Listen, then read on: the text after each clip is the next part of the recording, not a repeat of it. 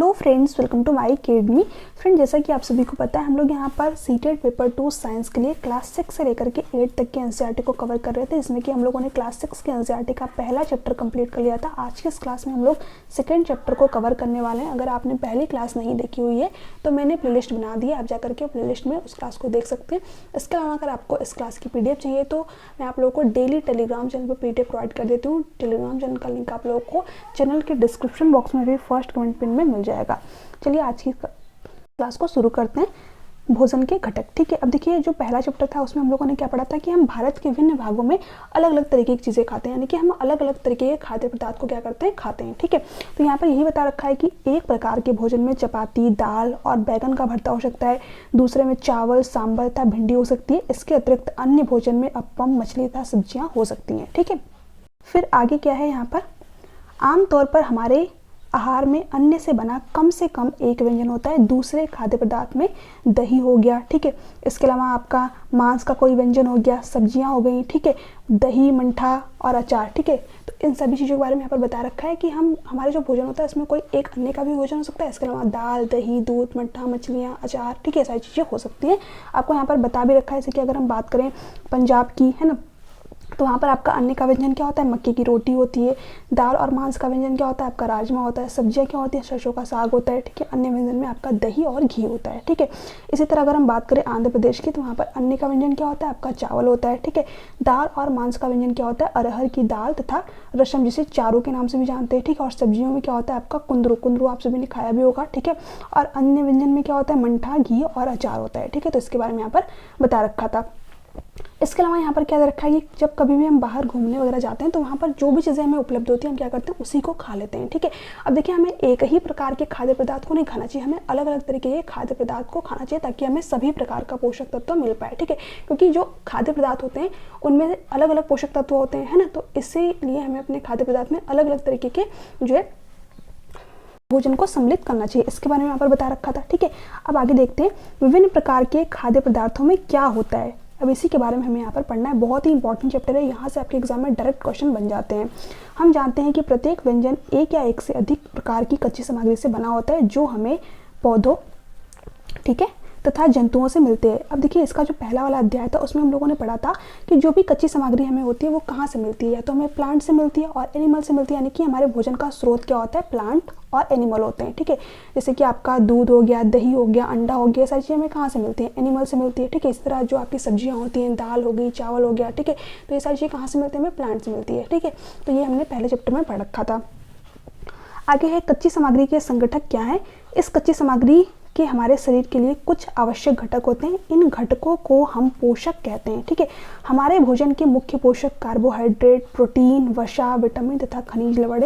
इसके अतिरिक्त हमारे भोजन में रुक्षांश, जिसे हम लोग रफेज भी कहते हैं, फिर आहारी रेशे कहते हैं, ठीक है, तथा जल भी शामिल हैं, जिनकी हमारे शरीर की आवश्यकता होती है। अब देखिए, जो ये कच्ची सामग्री होती है कि मैंने आप लोग को बताया, जो सब्जियां होती हैं, जो दालें होती हैं, जो आपके अंडे होते हैं, ठीक है, दूध होते हैं, है ना, तो इनमें क्या होता है, हमारे बॉडी के लिए कुछ आवश्यक घटक होते हैं, ठीक है। और उसे हम क्या कहते हैं, पोषक कहते हैं, ठीक है, न्यूट्रिएंट्स कहते हैं। यहाँ पर ये रखा है कि हमारे भोजन के मुख्य पोषक क्या होते हैं, कार्बोहाइड्रेट होता है, प्रोटीन होता है, वसा होता है, विटामिन होते हैं, ठीक है, खनिज और लवण होते हैं। इसके अलावा हमारी बॉडी को क्या चाहिए, रफेज चाहिए, रुक्षांश चाहिए। ये आपके एग्जाम में डायरेक्ट क्वेश्चन बना हुआ है कि रुक्षांश क्या होते हैं, तो इसे हम लोग आहारी रेशे या फिर रफेज के नाम से भी जानते हैं। ये बात आप ध्यान रखेंगे, अगर आपने प्रीवियस क्वेश्चन पर लगाया होगा तो आपको ये पता भी होगा, ठीक है। इसके साथ साथ हमें जल की भी आवश्यकता होती है ना। देखिए, ये तो हमें पता चल गया कि हमारे खाद्य पदार्थ जो होता है उसमें अलग अलग तरीके के पोषक तत्व मिलते हैं, है ना। अब हम कैसे ये पता लगाएं कि हमारे खाद्य पदार्थ में कौन सा पोषक तत्व है ना। तो इसके लिए हमें क्या होता है, कुछ परीक्षण करने की आवश्यकता होती है। तो इसके बारे में यहाँ पर बता रखा है कि जो खाद्य पदार्थ होते हैं उनमें कौन सा पोषक तत्व उपलब्ध है, इसके बारे में हम कैसे पता लगा सकते हैं, कुछ परीक्षण करके, ठीक है। तो इसी के बारे में आपको यहाँ पर पढ़ना है ना। इन परीक्षणों को करने के लिए आपको आयोडीन, कॉपर सल्फेट तथा कास्टिक सोडा, ठीक है। अब देखिए, जो परीक्षण हम कर रहे हैं इनके लिए हमें कुछ चीज़ें भी चाहिए, है ना। तो यहाँ पर बता रखा है कि आपको क्या क्या चीज़ें चाहिए। आपको आयोडीन चाहिए, इसके अलावा आपको क्या चाहिए, कॉपर सल्फेट, जिसे हम लोग CuSO4 कहते हैं, ठीक है। इसके अलावा कास्टिक सोडा, जिसे हम लोग सोडियम हाइड्रोक्साइड यानी कि NaOH कहते हैं, ठीक है, ये चाहिए। विलयनों की आवश्यकता होगी, आपको कुछ परख नली तथा एक ड्रॉपर की भी आवश्यकता होगी, ठीक है। तो ये तो बता रखा है कि हमें परीक्षण करने के लिए क्या क्या चीज़ें चाहिए, है ना। क्या दे रखे हैं, अपना परीक्षण इन पर या अन्य किसी खाद्य पदार्थ पर कर सकते हैं। इन परीक्षणों को सावधानी से कीजिए, किसी भी रसायन को चखने का प्रयास मत कीजिए। ठीक है, तो ये आपको मतलब कुछ निर्देश दे रखे हैं। ठीक है, अब आगे देखते हैं हम लोग यहाँ पर। आइए विभिन्न खाद्य पदार्थों की जांच करके देखें किसमें कार्बोहाइड्रेट उपस्थित है। कार्बोहाइड्रेट कई प्रकार के होते हैं। हमारे भोजन में पाए जाने वाले मुख्य कार्बोहाइड्रेट मंड तथा शकरा के रूप में होते हैं। बहुत ही इंपॉर्टेंट पॉइंट है, क्वेश्चन डायरेक्ट बनता है कि जो हमारे भोजन में कार्बोहाइड्रेट पाए जाते हैं वो किस रूप में होते हैं। तो मंड और शकरा, जिसे हम लोग स्टार्च भी कहते हैं, ठीक है, मंड तथा शकरा के रूप में होते हैं। ठीक है, अब देखिए मंड क्या होता है, ये भी आप लोगों के मन में डाउट होगा। देखिए जब हम आलू को कट करके रख देते हैं ना ऐसे, तो वहाँ पर क्या होता है, ब्लैक ब्लैक धब्बे आपको दिखाई देते हैं, तो वही क्या होता है, आपका मंड होता है ना, स्टार्च होता है। तो ये बात आप यहाँ पर ध्यान में रखेंगे। अब देखिए जो कार्बोहाइड्रेट हमारे भोजन में पाया जाता है, इसका हम परीक्षण कैसे कर सकते हैं, इसके बारे में यहाँ पर पूरा डिटेल में आपको बता रखा है। इसके अलावा देखिए आपको यहाँ पर एक चीज़ और बता रखी है, जैसे जो आयोडीन होता है, ठीक है, आयोडीन को तनु विलयन बनाने के लिए जल से आधा भरी परख नली में कुछ बूंदे टीचर आयोडीन का मिला लीजिए। जैसे कि अगर आपको आयोडीन का तनु विलयन बनाना है तो आप जो है किसी बीकर में जल लेकर के उसमें टीचर आयोडीन के कुछ बूंदे मिला देंगे, तो वहाँ पर आपका आयोडीन का तनु विलयन बन करके तैयार हो जाएगा। ठीक है, इसी प्रकार कॉपर सल्फेट विलयन 100 मिलीलीटर जल में 2 ग्राम कॉपर सल्फेट घोलने से बन जाता है।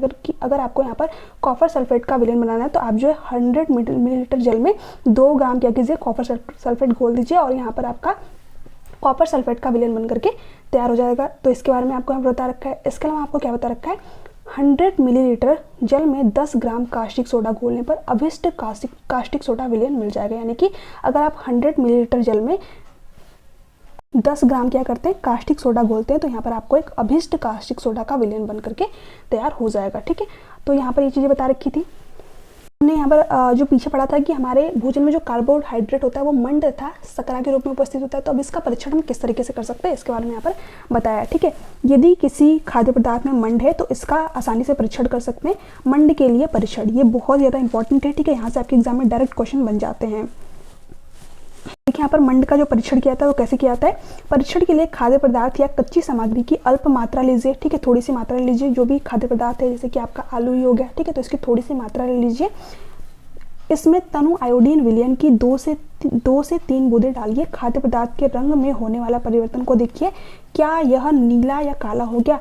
यह नीला या काला रंग मंड की उपस्थिति को दर्शाता है। अब देखिए यहाँ पर किस तरीके से परीक्षण करके आपको बताया गया है। ठीक है, जैसे कि मान लीजिए आपने आलू ले लिया यहाँ पर, ठीक है, अब इस पर क्या कीजिए, जो आयोडीन है इसके 2 से 3 बूंद, ठीक है, यहाँ पर जो ड्रॉप होती है उससे गिरा करके देखिए। अगर जो खाद्य पदार्थ है उसका कलर ब्लू एंड ब्लैक हो गया, ठीक है, यानी कि नीला या फिर काला हो गया, तो यहाँ पर जो खाद्य पदार्थ है उसमें क्या है, मंड है। ठीक है, यानी कि स्टार्च उपस्थित है। तो यहाँ पर परीक्षण करके भी आपको दे रखा है। तो क्वेश्चन आपके एग्जाम में क्या बनता है कि आयोडीन के परीक्षण के लिए क्या आवश्यक होता है, ठीक है, या फिर किस तरीके से करते हैं। तो उसमें क्या चाहिए, जब हम कोई कच्ची सामग्री होती है, ठीक है, जो उसमें आयोडीन की 2 से 3 बूंदें गिराते हैं तो वहाँ पर जो कलर होता है क्या होता है, ब्लू एंड ब्लैक हो जाता है। ये इंपॉर्टेंट पॉइंट है, इसको आप ध्यान रखेंगे। डायरेक्ट आपके एग्जाम में क्वेश्चन बना हुआ है। जब मैं प्रीवियस क्वेश्चन कराऊंगी तो आपको यहाँ पर ये पॉइंट और भी अच्छे तरीके से क्लियर हो जाएगा। आगे देखते हैं हम लोग।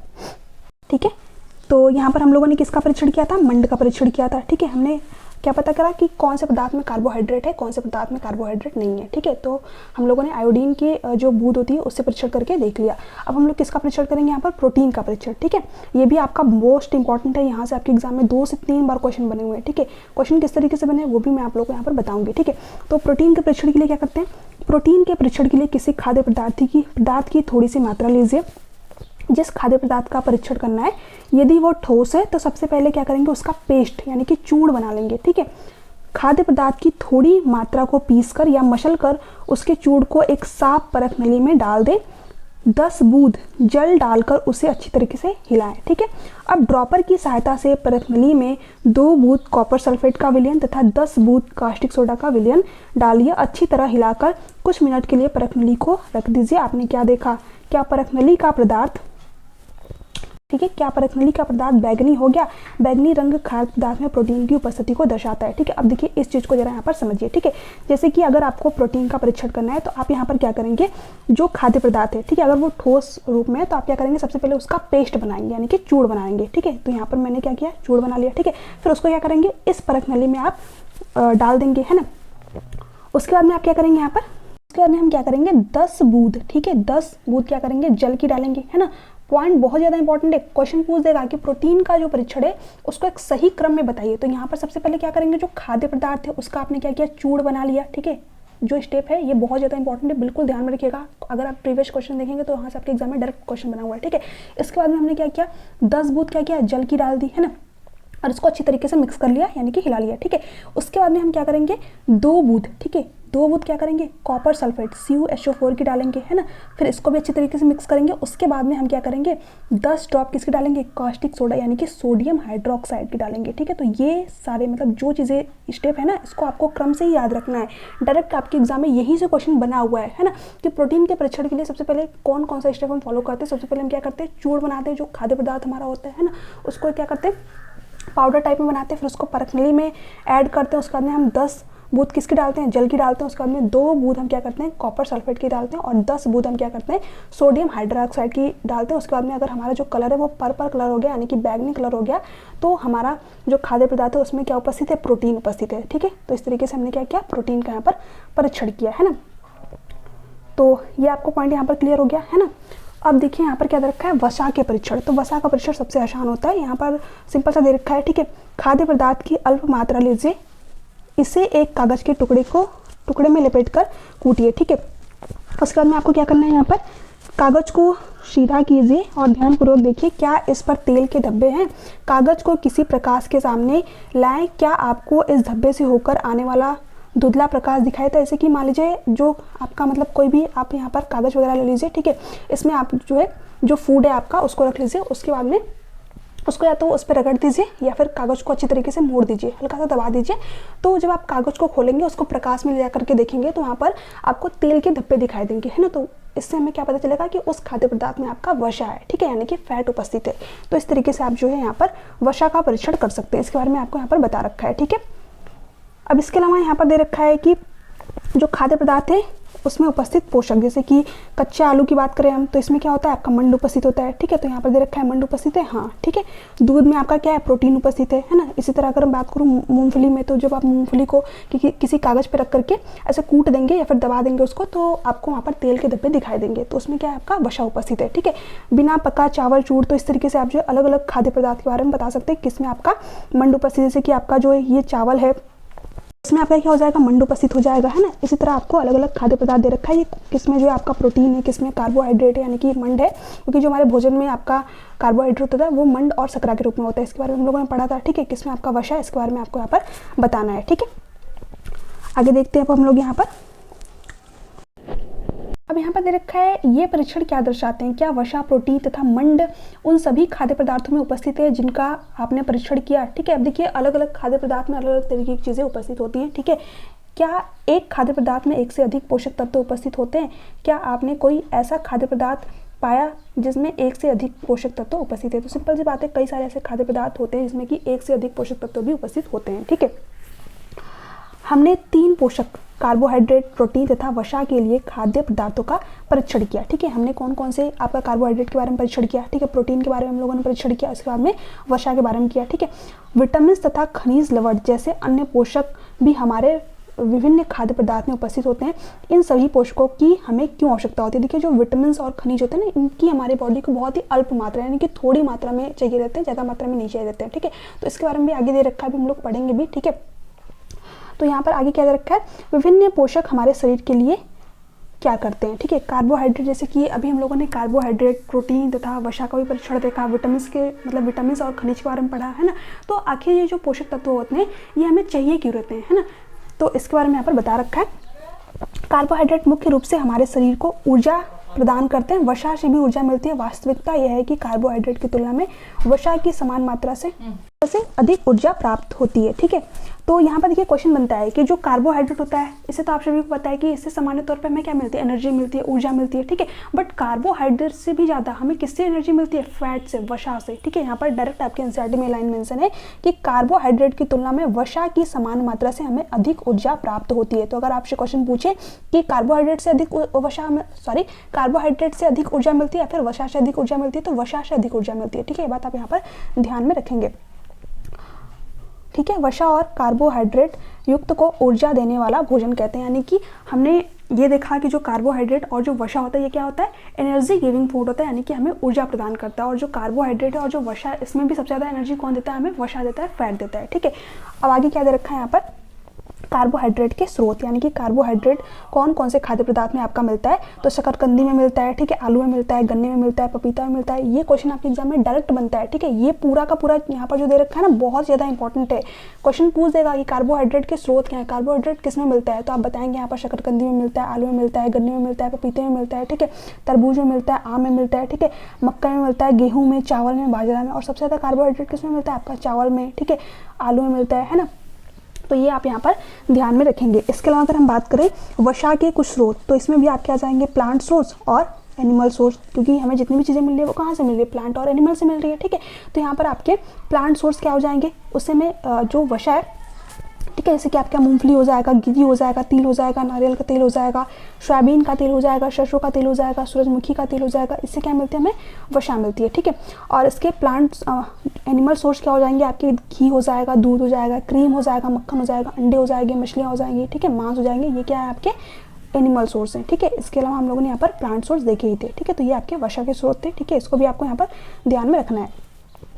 चलिए आगे देखते हैं हम लोग प्रोटीन के स्रोत। तो इसमें भी आपके प्लांट सोर्स हैं और एनिमल सोर्स है ना। तो प्लांट से हमें कौन कौन सी प्रोटीन मिलती है, ठीक है, मतलब प्रोटीन जो हमें कौन कौन से प्लांट में मिलती है, तो चने में मिलता है, आपका मूंग में मिलता है, तुअर दाल में मिलता है, जो दालें होती हैं ना उसमें सबसे ज़्यादा प्रोटीन मिलता है। इसके अलावा जो आपका सोयाबीन होता है उसमें सबसे ज़्यादा प्रोटीन मिलता है। ठीक है, तो यहाँ पर दे रखा है, इसमें देखिए सबसे ज़्यादा प्रोटीन पाया जाता है ना। तो प्रोटीन सबसे ज़्यादा किसमें मिलता है, सोयाबीन में। ठीक है, मटर हो गया आपका, तो ये क्या होते हैं, प्रोटीन के प्लांट सोर्स होते हैं। इसके अलावा अगर हम एनिमल की बात करें तो इसमें आपके आ जाएंगे मांस आ जाएगा, मछली आ जाएगा, पनीर आ जाएगा, दूध आ जाएगा, अंडे हो जाएंगे। तो ये क्या होते हैं, आपके प्रोटीन के एनिमल सोर्स, यानी कि जंतुओं से प्राप्त होने वाले स्रोत होते हैं। ठीक है, अब देखिए यहाँ पर ये बहुत ज़्यादा इंपॉर्टेंट है। ठीक है, क्वेश्चन बनता है कि प्रोटीन की आखिर हमारे शरीर को आवश्यकता क्या होती है। ठीक है, तो प्रोटीन की आवश्यकता, ठीक है, मैं यहाँ पर थोड़ा सा कलर चेंज कर लेती हूँ, 1 मिनट।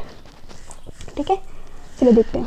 प्रोटीन की आवश्यकता शरीर की वृद्धि तथा स्वास्थ्य रहने के लिए होती है। प्रोटीन युक्त भोजन को प्रायः शरीर वर्धक भोजन कहते हैं। तो क्वेश्चन बनता है, ठीक है, कि कौन से पोषक तत्व युक्त भोजन को हम शरीर वर्धक भोजन कहते हैं। तो प्रोटीन, ठीक है, जिन भी खाद्य पदार्थों में आपका प्रोटीन पाया जाता है उस भोजन को हम क्या कहते हैं, शरीर वर्धक भोजन कहते हैं, है ना। और जो प्रोटीन की आवश्यकता होती है हमारी बॉडी को, क्यों आवश्यकता होती है, शरीर की वृद्धि के लिए, ठीक है, स्वस्थ रहने के लिए, है ना। विटामिन क्या करता है, विटामिन रोगों से हमारे शरीर की रक्षा करते हैं। विटामिन हमारी आँख, अस्थियां, दांत और मसूड़ों को स्वस्थ रखने में भी सहायता करते हैं। विटामिन कई प्रकार के होते हैं जिन्हें अलग अलग नामों से जाना जाता है। इनमें से कुछ को vitamin A, vitamin B, vitamin C, vitamin D, ठीक है, आप सभी ने पढ़ा भी होगा। ठीक है, विटामिन ई तथा विटामिन के नाम से जाना जाता है। विटामिन के एक समूह को विटामिन बी कॉम्प्लेक्स, ठीक है, इसमें आपका B1, B2, ठीक है, B3 कहते हैं। हमारे शरीर को सभी प्रकार के विटामिनों, ठीक है, अल्प मात्रा में आवश्यकता होती है। जैसे कि मैंने बताया ना आप लोगों को, जो विटामिन होते हैं और जो खनिज लवण होते हैं इनकी हमारी बॉडी को क्या होता है, अल्प मात्रा में आवश्यकता होती है। तो एक क्वेश्चन बनता है कि हमारी बॉडी को कौन से खाद्य पदार्थ में जो पोषक तत्व होते हैं उनकी अल्प मात्रा में आवश्यकता होती है। तो विटामिन की, ठीक है, और खनिज लवण की क्या होती है, हमारे बॉडी में अल्प मात्रा में, यानी कि थोड़ी ही मात्रा में आवश्यकता होती है। ठीक है, विटामिन ए हमारी त्वचा तथा आँखों को स्वस्थ रखता है। ये बहुत ही इंपॉर्टेंट पॉइंट है। क्वेश्चन बनता है कि विटामिन ए, ठीक है, हमारी बॉडी के लिए क्यों आवश्यक होता है, तो ये हमारी त्वचा तथा आँखों को स्वस्थ रखता है। ठीक है, ये बात आप यहाँ पर ध्यान में रखेंगे। विटामिन सी बहुत से रोगों से लड़ने में हमारी मदद करता है। ठीक है, विटामिन डी हमारी अस्थियों और दांतों के लिए कैल्शियम का उपयोग करने में हमारे शरीर की सहायता करता है। तो ये जितने भी पॉइंट है ना यहाँ पर सब इंपॉर्टेंट है। विटामिन सी क्या करता है, विटामिन ए क्या करता है, विटामिन डी क्या करता है, अभी यहाँ पर अलग से भी चार्ट में आपको दे रखा है। ठीक है, तो उसको भी हम लोग यहाँ पर देखेंगे। बाकी यहाँ पर आपको विटामिन के कुछ स्रोत बता रखे हैं कि विटामिन हमें कहाँ से मिलता है। ये आपके प्लांट सोर्स हो जाएंगे और ये आपके एनिमल सोर्स हो जाएंगे। ठीक है, तो जो विटामिन है, अगर हम बात करें विटामिन ए की, ठीक है, तो यहाँ पर आपको अलग अलग विटामिन के बारे में दे रखा है। ठीक है, तो विटामिन अगर हम ए की बात करें तो विटामिन ए हमें कहाँ से मिलता है, पपीते से। ठीक है, जो आपके येलो फ्रूट्स होते हैं ना उसमें विटामिन ए सबसे ज़्यादा मिलता है। इसके अलावा कैरेट में मिलता है, आपका गाजर में मिलता है, मछली के तेल में, दूध में, ठीक है, आम में मिलता है ना। तो ये क्या होते हैं, आपकी विटामिन ए से भरपूर चीज़ें होती हैं, है ना। इसके अलावा विटामिन बी के स्रोत क्या होते हैं, आपका चावल होता है, जो यकृत, जो मछली का लीवर वगैरह होता है, ठीक है, गेहूँ होता है, इसमें क्या मिलता है, आपको विटामिन बी मिलता है। ठीक है, तो ये आप स्रोत जितने भी याद रखेंगे। ठीक है, विटामिन सी के कुछ स्रोत क्या होते हैं, जो आपके सिट्रस फ्रूट होते हैं, यानी जो खट्टे नींबू वंश के जो फूल, मतलब जो फल होते हैं उनमें क्या होता है, आपका विटामिन सी होता है। सबसे ज़्यादा विटामिन सी किस में होता है, आपका आंवले में होता है। ठीक है, इसके अलावा देखिए आपका अमरूद हो गया, मिर्च हो गया, नींबू हो गया, आंवला हो गया, ठीक है।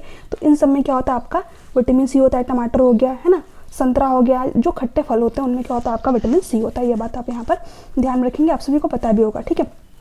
इसके अलावा देखिए अगर हम विटामिन डी की बात करें तो ये आपका अंडे में मिलता है, मक्खन में मिलता है, दूध में होता है, ठीक है, मछली में मिलता है, ठीक है। तो ये सारे क्या होते हैं आपके विटामिन डी के स्रोत होते हैं, है ना। अब आगे देखते हैं हम लोग। अब देखिए यहाँ पर आगे क्या दे रखा है, आयोडीन के कुछ स्रोत यानी जो खनिज लवण होते हैं, ठीक है। तो आयोडीन के आपके स्रोत क्या हो जाएंगे, पालक हो जाएगा, ठीक है। इसके अलावा आपका क्या हो जाएगा, अदरक हो जाएगा, ठीक है। इसके अलावा यहाँ पर दे रखा है फास्फोरस के स्रोत, ठीक है। तो जो आपके अनाज वगैरह होते हैं इसमें आपका क्या होता है, फास्फोरस होता है। केला हो गया, दूध हो गया, ठीक है। तो ये भी क्या होता है आपके फास्फोरस के स्रोत होते हैं। लौह के स्रोत यानी आयरन वाली जो चीज़ें होती है जैसे कि आपका पालक हो गया, गावा हो गया, अमरूद हो गया, ठीक है, लीवर हो गया। तो इसमें क्या होता है आपके लौह तत्व होते हैं, ठीक है। कैल्शियम के स्रोत क्या होते हैं आपके, दूध हो गया, अंडा हो गया। तो ये सारे पॉइंट आप यहाँ पर ध्यान में रखेंगे, ठीक है। ये आपके खनिज लवण के स्रोत है, जो मिनरल्स वगैरह होते हैं जो कि हमारी बॉडी को चाहिए रहते हैं, है ना। यहाँ पर आगे क्या दे रखा है, हमारा शरीर भी सूर्य के प्रकाश की उपस्थिति में विटामिन डी बनाता है। देखिए बहुत सारे लोगों को आपने कहते हुए सुना होगा कि सूर्य से हमें विटामिन डी मिलता है, ठीक है। सूर्य से हमें विटामिन डी मिलता नहीं है, जो हमारा बॉडी होता है, ठीक है, उसमें विटामिन डी होता है ना। सूर्य की उपस्थिति में जो हमारा शरीर होता है वो क्या करता है, विटामिन डी बनाता है ना। तो ये आपकी एनसीईआरटी में लाइन मेंशन है कि जो हमारा शरीर होता है वो क्या करता है, विटामिन डी को बनाता है। कब, जब सूर्य का प्रकाश मिलता है। जो हल्की हल्की धूप होती है ना, ठंडी का समय भी चल रहा है ना, तो इसमें जो हल्की हल्की जो धूप होती है, ऐसा नहीं कि बहुत तेज़ धूप में आपको विटामिन डी मिलता है, नहीं, जो हल्की हल्की सी जो मतलब मीठी मीठी धूप होती है ना, उसमें अगर आप मतलब खड़े रहेंगे या फिर बैठे रहेंगे तो वहाँ पर आपको क्या होगा, जो आपका बॉडी होगा वो खुद ही विटामिन डी बनाने लगता है, ठीक है। तो ये बात आप ध्यान रखेंगे, है ना। इन दिनों कोई भी सूर्य के प्रकाश में नहीं रह पाता, जिससे लोगों में इसकी कमी हो जाती है ना। हमारे शरीर को खनिज लवणों की आवश्यकता अल्प मात्रा में होती है। मैंने बताया जो विटामिन और जो खनिज लवण होते हैं इनकी हमारी बॉडी को क्या होता है, अल्प मात्रा में आवश्यकता होती है। शरीर के उचित विकास तथा अच्छे स्वास्थ्य के लिए प्रत्येक खनिज लवण आवश्यक है ना। तो इसके बारे में हम लोगों ने देखा था कौन कौन से आपके खनिज लवण होते हैं यहाँ पर, है ना। आगे देखते हैं, चावल में कार्बोहाइड्रेट की मात्रा दूसरे पोषक तत्वों से अधिक होती है। मैंने क्या बताया है कि जो आपका चावल होता है इसमें आपका सबसे अधिक कार्बोहाइड्रेट मिलता है।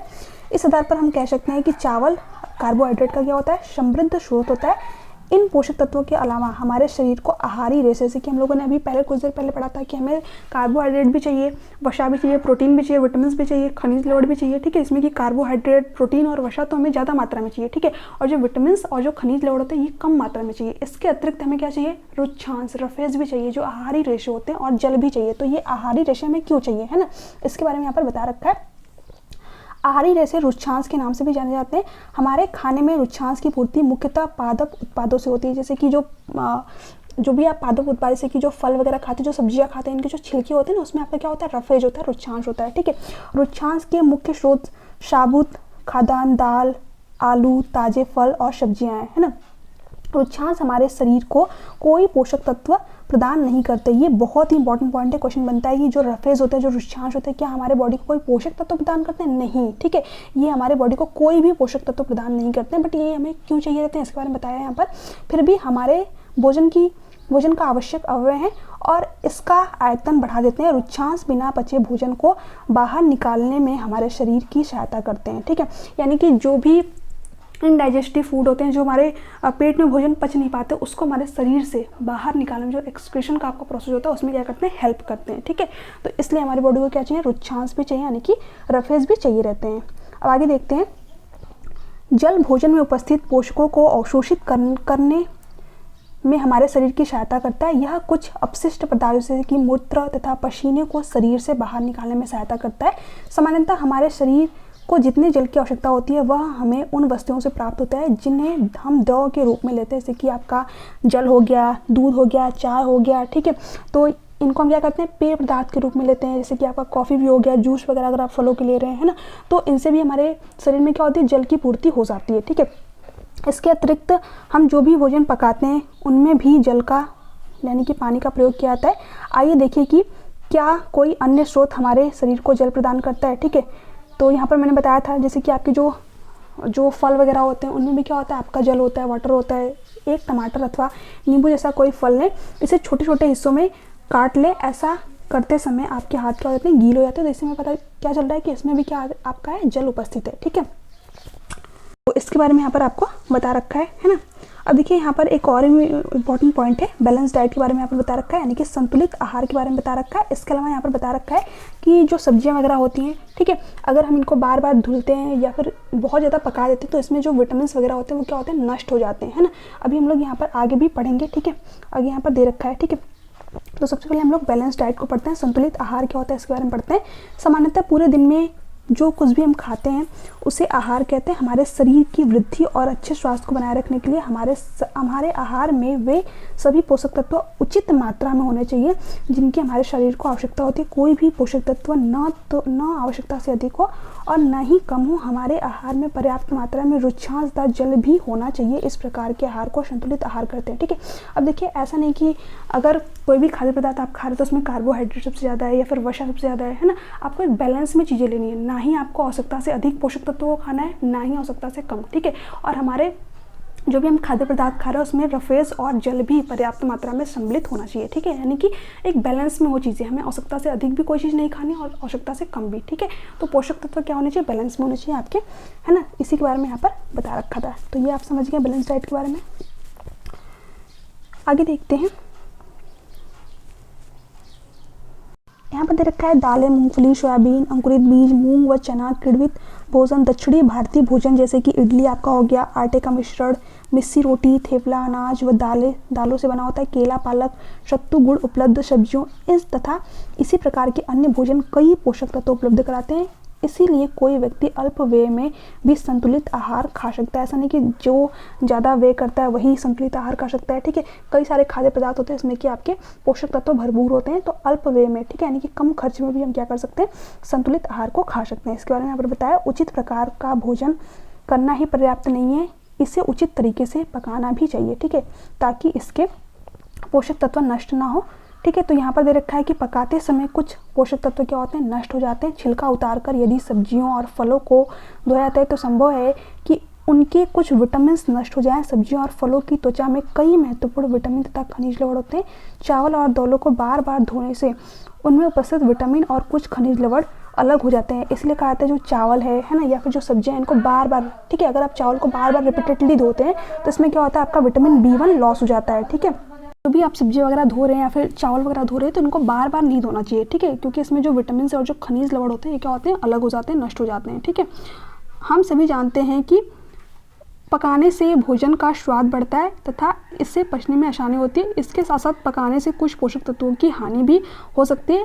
यदि भोजन पकाने में अधिक जल का उपयोग किया जाता है और बाद में उसे फेंक दिया जाता है तो कई लाभदायक प्रोटीन तथा खनिज लवणों की हानि हो जाती है। जैसे कि अगर आप भोजन को पका रहे हैं, ठीक है, अगर आपने उसमें ज़्यादा मात्रा में जल का यूज़ कर लिया है, ठीक है, बाद में उसको आप फेंक रहे हैं तो वहाँ पर क्या होता है, जो पोषक तत्व होते हैं, ठीक है, या फिर कई प्रकार के जो लाभदायक प्रोटीन होते हैं उनकी क्या हो जाती है, वहाँ पर हानि होती है, ठीक है। तो इसके बारे में बता रखा है, सिंपल सी चीज़ें हैं, ठीक है।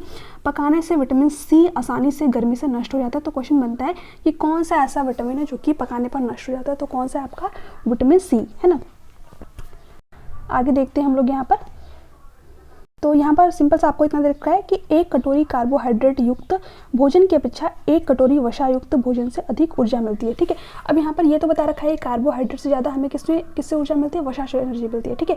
अब बट यहाँ पर अगर आप वसा वाली चीज़ें ही लगातार खा रहे हैं, ठीक है, तो इससे क्या होगा, आपका फैट बढ़ने लगेगा, मोटापा बढ़ने लगेगा, ठीक है, क्योंकि कोई भी पोषक तत्व हमें आवश्यकता से अधिक नहीं लेना है, हमें एक बैलेंस डाइट लेना है, ठीक है।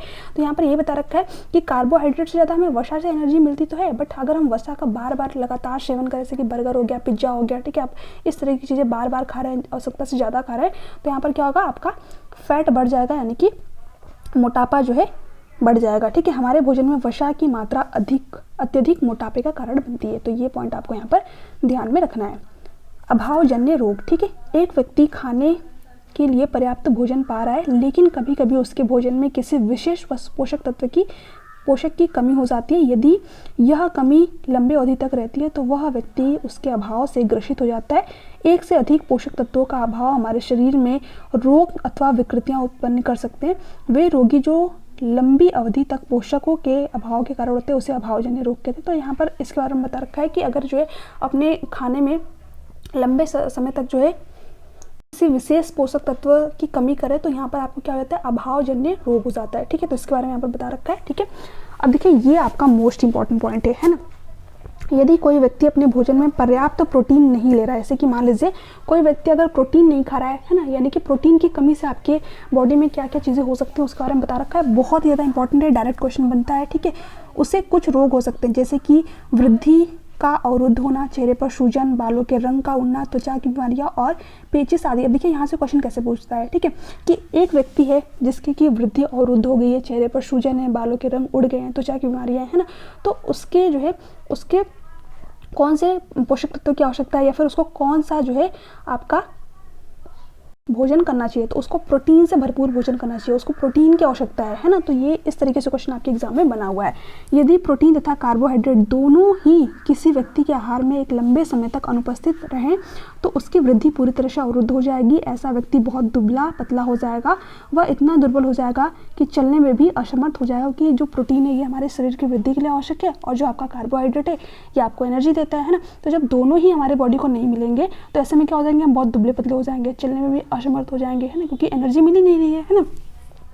विभिन्न विटामिनों और खनिज लवणों के अभाव से विभिन्न रोग अथवा विकृतियां हो सकती हैं, तो इसके बारे में हम लोगों ने यहाँ पर पढ़ा है ना।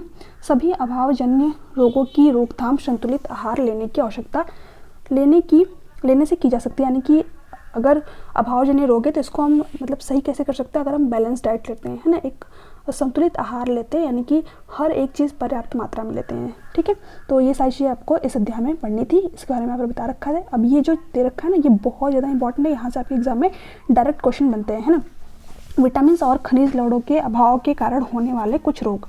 अब देखिए विटामिन ए से आपका कौन सा रोग हो जाता है, छीड़ता, यानी कि दृष्टिहीनता, इसे हम लोग रतौंधी के नाम से भी जानते हैं, ठीक है। और इसके लक्षण क्या होते हैं, कमजोर दृष्टि, अंधेरे रात में कम दिखाई देना, कभी कभी पूरी तरह से दिखाई देना बंद हो जाता है, ठीक है। तो यहाँ पर जो व्यक्ति होता है उसको देखने में दिक्कत आती है, ठीक है, उसकी जो दृष्टि होती है वो कमजोर हो जाती है। तो यहाँ पर क्वेश्चन क्या बनता है कि एक व्यक्ति है जिसको कि देखने में दिक्कत आ रही है, उसकी दृष्टि कमजोर है, तो यहाँ पर उसको किस विटामिन की कमी है, तो आप क्या बताएंगे, विटामिन ए, ठीक है। ये बात आप यहाँ पर ध्यान में रखेंगे। और विटामिन ए का जो है आप रासायनिक नाम मुझे नीचे कमेंट में कमेंट करके जरूर बताइएगा, ठीक है, क्या होता है इसका रासायनिक नाम, ठीक है, केमिकल नेम क्या होता है इसका, ठीक है। विटामिन B1 की अगर हम बात करें तो इसकी कमी से कौन सा रोग होता है आपका, बेरी, और इसके लक्षण क्या होते हैं, दुर्बल पेशियां और काम करने की जो ऊर्जा होती है उसमें कमी आ जाती है, ठीक है। और विटामिन B1 का क्या नाम होता है, थियामीन होता है, ठीक है, थायमीन नहीं होता है, थियामीन होता है, ठीक है। तो विटामिन बी का रासायनिक नाम क्या होता है, थियामीन होता है ना। विटामिन सी की बात करें तो इसको हम लोग और किस नाम से जानते हैं, एस्कॉर्बिक एसिड के नाम से जानते हैं, ठीक है। तो यहाँ पर इसकी कमी से कौन सा रोग होता है आपका, स्कर्वी नामक रोग होता है। इसके लक्षण क्या होते हैं, मसूड़ों से खून निकलना, घाव बनने में अधिक समय का लगना। तो क्वेश्चन क्या बनता है कि कोई व्यक्ति है या फिर कोई बच्चा है, उसके मसूड़ों से खून निकल रहा है, घाव बनने में अधिक समय लग रहा है, तो उसके अंदर कौन से विटामिन की कमी है, तो आप क्या बताएंगे, विटामिन सी। या फिर उसको कौन से जो एक खाद्य पदार्थ खाने की जरूरत है, तो विटामिन सी से भरपूर। और विटामिन सी से भरपूर मैंने आप लोगों को खाद्य पदार्थ बताया हुआ, जैसे कि आपका अमरूद हो गया, आंवला हो गया, ठीक है, टमाटर हो गया, है ना। तो यहाँ पर मैंने विटामिन सी से रिलेटेड जितने भी आपके खाद्य पदार्थ है इसमें कि आपका विटामिन सी पाया था उसके बारे में मैंने बताया था। तो आप यहाँ पर इस तरीके से भी क्वेश्चन आपके एग्जाम में बनाए हुए हैं, तो मैं आपको क्वेश्चन दिखाऊंगी तो आपको यह पॉइंट और भी क्लियर हो जाएगा। विटामिन डी की बात करें तो इसकी कमी से क्या होता है, रिकेट्स हो जाता है। इसमें क्या होता है, आपका अस्थियाँ जो होती हैं वो मुलायम होकर के मुड़ जाती हैं, ठीक है। और विटामिन डी को का जो रासायनिक नाम होता है वो क्या होता है आपका, कैल्सिकोफेरॉल होता है, ठीक है। विटामिन ए का आप सभी मुझे नीचे कमेंट सेक्शन में कमेंट करके जरूर बताइएगा, ठीक है। बाकी मैंने सभी के आपको केमिकल नेम बता दिए हैं, विटामिन B1 के, सी के, ठीक है, डी के, ये भी हो सकता है क्वेश्चन बन जाए, है ना। और कैल्शियम से क्या होता है आपका, अस्थियाँ और दंत क्षय होता है, ठीक है। इसके लक्षण क्या होते हैं, कमजोर अस्थियाँ, दंत क्षय, ठीक है। आयोडीन की कमी से क्या होता है, ग्वाइटर, घेंगा, जिसमें जो आपकी गर्दन की ग्रंथि होती है ना फूल जाती है, उसमें स्वेलिंग हो जाती है, ठीक है। गर्दन की ग्रंथि का फूल जाना बच्चों में मानसिक विकलांगता, तो ये भी ध्यान रखेंगे, जो आयोडीन होता है इसमें जो बच्चे होते हैं उनमें क्या होता है, मानसिक विकलांगता होता है, ठीक है। और लौह यानी कि अरक्तता, इसकी कमी से क्या होता है, आपको कमजोरी हो जाती है। और लौह तत्व के भी मैंने आप लोगों को यहाँ पर रिसोर्सेज यानी कि स्रोत बता रखे थे, ठीक है।